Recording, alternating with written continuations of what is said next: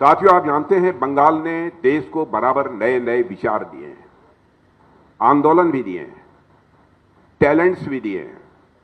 वंदे मातरम जैसा राष्ट्र मंत्र भी यदि किसी ने दिया है तो वेस्ट बंगाल की धरती ने दिया है।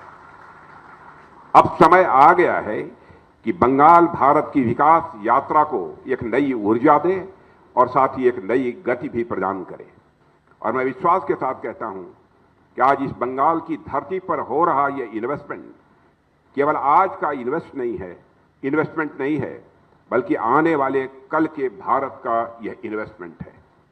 बंगाल में और खासकर कोलकाता में मेरा अक्सर आना होता है, पर इस बार का आना मेरे लिए बहुत ही खास है, क्योंकि आज एक साथ पांच प्रोजेक्ट्स की एक साथ नींव रखी गई है।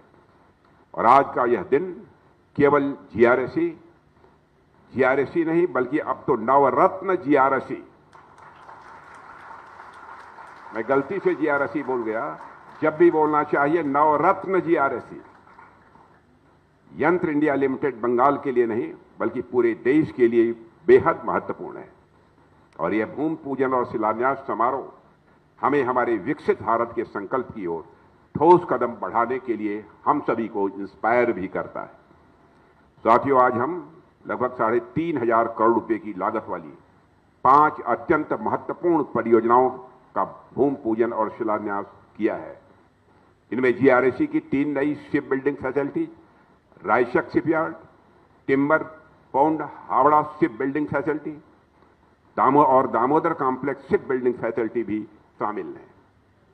और इसके साथ ही यंत्र इंडिया लिमिटेड की 2 अत्याधुनिक मेटलर्जिकल फैसिलिटी, 3000 टन क्षमता वाली hydraulic open die forging press और रेडियल फोर्जिंग प्लांट का भी शिलान्यास हुआ है। और ये 5 प्रोजेक्ट्स हमारी आत्मनिर्भरता, मेक इन इंडिया और मेक फॉर द वर्ल्ड की भावना को बल देने वाली है। साथियों, बंगाल की धरती हमेशा से भारत के रेनेसांस यानी पुनर्जागरण, हार्डवर्क और नेशनलिज्म की मधुर भाव की बराबर साक्षी रही है यह पश्चिम बंगाल की धरती। और यह धरती किसी जमाने में इंडस्ट्रियल रिवॉल्यूशन का भारत के अंदर एक बहुत बड़ा केंद्र मानी जाती थी।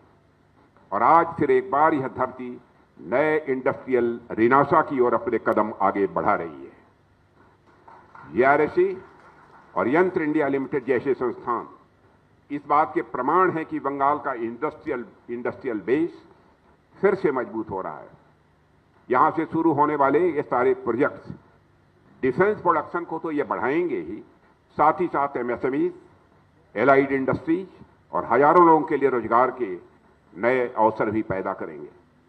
और एक तरह से देखें तो ये प्रोजेक्ट्स बंगाल की सोशियो इकोनॉमिक प्रोग्रेस के नए चैप्टर के रूप में सामने आने वाले हैं।